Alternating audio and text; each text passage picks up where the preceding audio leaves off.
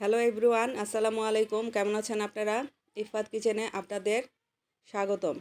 আজকে আপনাদের জন্য নিয়ে এসেছি ফুলকপি, নতুন আলু, টমেটো দিয়ে কই মাছের ঝোল রেসিপি। চলুন মূল পর্বে চলে যাওয়া যাক।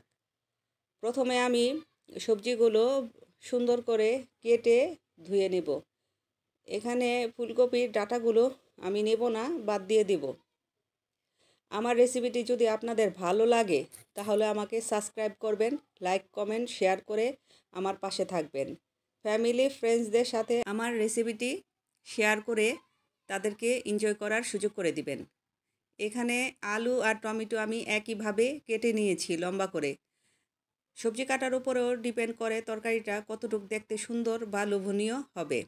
আমি এখানে বড় সাইজের 3টি কই মাছ নিয়েছি, আগে থেকে কেটে ভালোভাবে ধুয়ে নিয়েছি। মাছগুলো আমি দুই সাইডে একটু কেচে দিয়েছি যাতে লবণ মশলা ভালোভাবে মাছের ভিতরে ঢুকতে পারে। মাছের ভিতরে লবণ মশলা না গেলে সেই মাছটা কিন্তু খেতে মোটেও ভালো লাগে না। আধা চামচ লবণ, আধা চামচ হলুদ, আধা চামচ মরিচের গুঁড়া দিয়ে মাছটা আমি ভালোভাবে মাখিয়ে এক সাইডে রেখে দেব। এখন চুলায় একটা প্যান বসিয়ে রান্নার রেগুলার তেল পরিমাণ মতো দিয়ে ভালোভাবে গরম করে একে একে মাছগুলো দিয়ে ভালোভাবে উল্টে পাল্টে মাছগুলো সুন্দর করে ভেজে নেব। আমি মাছগুলো কড়া ভাজা দিয়েছি। চাষের কই একটু নরম থাকে, কড়া ভাজা দিলেই আমার কাছে ভালো লাগে। আপনারা যদি হালকা ভাজা দিতে চান দিতে পারেন, কোনো সমস্যা নেই। একই তেলে আমি কেটে রাখা ফুলকপিগুলো দিয়ে দিলাম।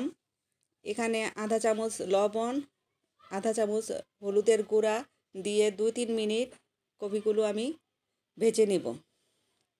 ভেজে নেওয়া শেষে আমি একটা পাত্রে কপিগুলো তুলে নেব। তোলা হয়ে গেলে সামান্য পরিমাণে আবার তেল দিয়ে দিব। এখানে আধা চামচ আস্ত জিরে দিয়ে আমি একটা ফোড়ন দিয়ে নেব। কেটে রাখা আলুগুলো এই তেলেই দিয়ে একটু নেড়ে চেড়ে 2-3 মিনিট ভেজে এক সাইডে রেখে দেব। এখন 1 কাপ পেঁয়াজ কুচি, একটা তেজপাতা তেলের মধ্যে দিয়ে ভালোভাবে নেড়ে চেড়ে ভেজে নেব। ব্রাউন করার কোনো দরকার নেই, পেঁয়াজটা একটু নরম হয়ে আসলেই হবে। পেঁয়াজটা নরম হয়ে গেছে, এখন আমি কিছু মশলা দিয়ে দিব। 1.5 চামচ আদা রসুনের পেস্ট, 1 চামচ লবণ, আধা চামচ হলুদের গুঁড়া, 1 চামচ মরিচের গুঁড়া, আধা চামচ ধনিয়ার গুঁড়া দিয়ে দিব। সাথে সামান্য পানি অ্যাড করে দিব যাতে মশলাটা পুড়ে না যায়। মশলাটা এখন ভালোভাবে কষিয়ে নিতে হবে।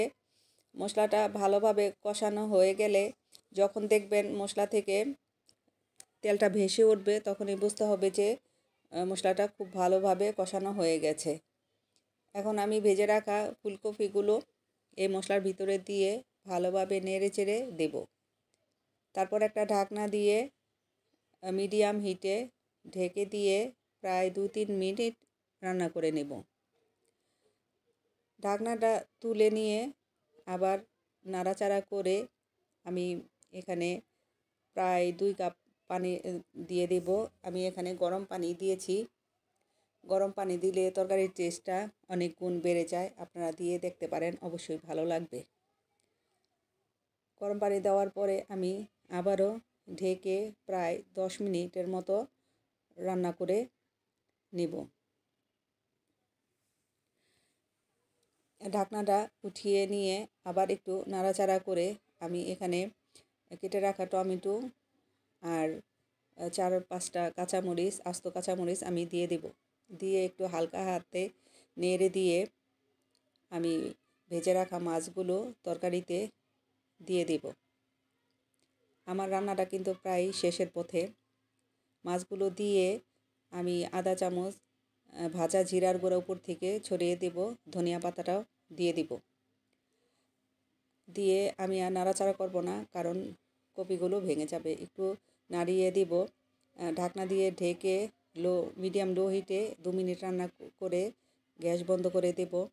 এই যে দেখেন আমার রান্নাটা একবারে কমপ্লিট হয়ে গেছে। সার্ভ করে দেখালাম কি সুন্দর হয়েছে, কালারটা কত সুন্দর আসছে। যাই হোক, ভালো থাকবেন, সুস্থ থাকবেন, আমার জন্য দোয়া করবেন। দেখা হবে নেক্সট কোনো রেসিপিতে।